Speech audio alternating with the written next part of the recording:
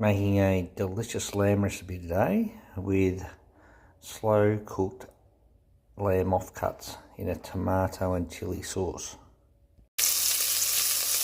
Brown the meat in batches and take out.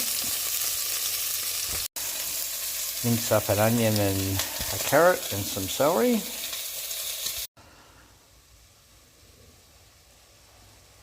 Stir up your 3 vegetables, add some rosemary and 3 or 4 anchovies and cook through, then put your meat back in.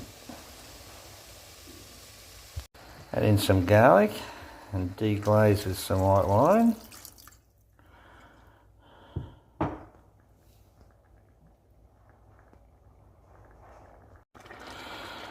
Add in some peeled Roma Italian tomatoes.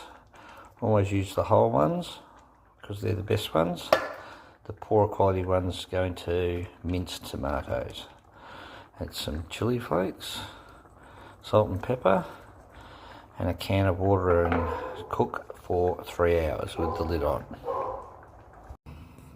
I always recommend cooking this in the morning because after 3 hours you can take the meat off the bone, and there's stacks of it just for being offcuts.